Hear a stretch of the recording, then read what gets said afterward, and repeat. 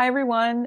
I'm Michele Tracy Berger, and welcome again to the Creative Tickle channel, where I talk about fun and accessible approaches to access your creativity, as well as questions and ideas about writing and the writing life. Tonight, I'm going to read from my debut short story collection of speculative stories called Doll Seed.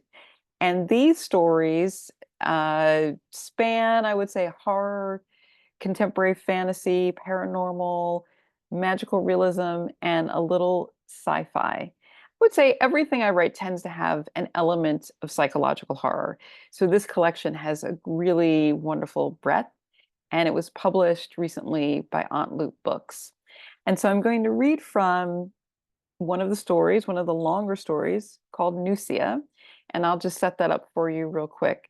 So we have made the story is set in the 1970s, and we have made contact with humanoid aliens or extraterrestrials called the Phyke. And there is a diplomatic mission that is held as a contest that people can enter to host Nussia, who's a young Phyke, can host her at her house. So Lindsay, our protagonist, who's 13 years old at the time, desperately wants a best friend. And she writes this essay, and her family is chosen to host Nussia. And she thinks she's getting a best friend. It turns out a bit differently. I like to think of this story as E.T. meets Fatal Attraction, but I'm going to read an excerpt from the early part of the story.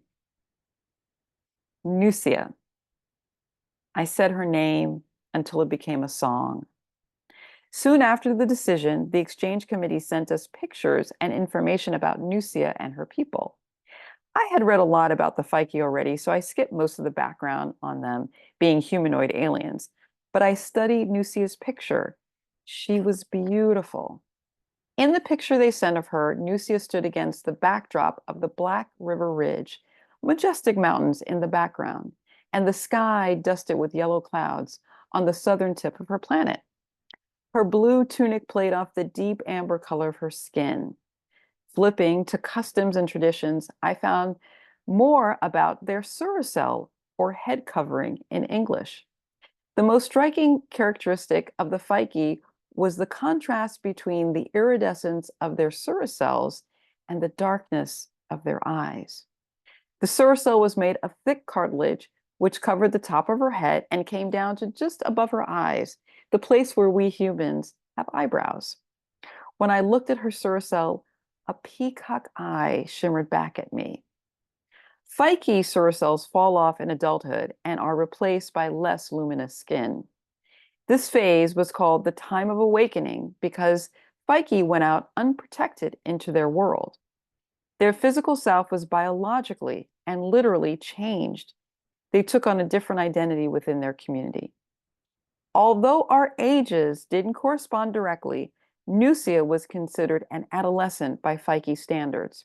That is, an age when she was to practice under guidance from elders for the awakening. She was making a great sacrifice by coming to Earth. I should have thought more about this fact, this price. At this time, at the time, though, I had no idea what she was giving up. And so in Nussia, I get to play with 1970s, which is an era that I grew up in. It's set in the Bronx, a place that I grew up in on the west side of the Bronx, near Fordham Road, Fordham University, for those who know New York City. But really, it's also about what does it mean to be the first? So Lindsay is African American, and her family is the first Black family to host this alien, this extraterrestrial. And so there are a lot of questions about race and belonging and otherness, and just also about what does it mean to want to have a best friend and try to have a best friend. So that's I would say, my more kind of sci-fi story. Now I'm going to read you a short excerpt from Urban Wendy, which is, I would say, got that urban legend, a little bit of magical realism feel to it. And Wendy, there's the protagonist, Marisol, starts working. She used to work for Wendy's, but she quits Wendy's and she goes to Dunkin' Donuts. And strange things start happening to her at Dunkin' Donuts. And there's this idea that perhaps some creature character called Wendy has followed her and doesn't like her working at Dunkin' Donuts. So I'm going to read in the middle of the story. She's had a hard day working at Dunkin' Donuts. By the end of the day, she fielded 26 wrong orders. Yawning, Marisol makes her way from the Dunkin' Donuts kiosk through the long subway tunnel to the station, dodging the many sleeping men and some women, packs of young men, and users of one kind or another. She keeps her head up and a watchful eye as she walks the badly lit corridor. She knows that 1986 has been a cruel year so far, with the highest number of reported rapes, muggings, and stabbings in subway stations. She hugs her purse and wipes powdered sugar from the front of her jacket. A tug at her elbow makes her look down at the small girl walking beside her. The girl's face is a spray of pimples and freckles. Her red pigtails are lopsided, and when the girl smiles, her mouth seems to open and lengthen like a tiny alligator's. Marisol pulls away. This is not happening. The girl says nothing but follows. Marisol weaves through the crowd, trying to mix in with the crush of people and catch her breath. The train is coming, and Marisol picks up the pace.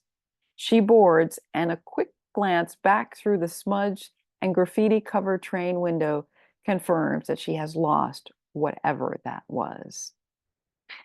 So in Urban Wendy, I get to play with, like I said, the idea of an urban legend come to life and the spirits that might haunt us as we move from place to place.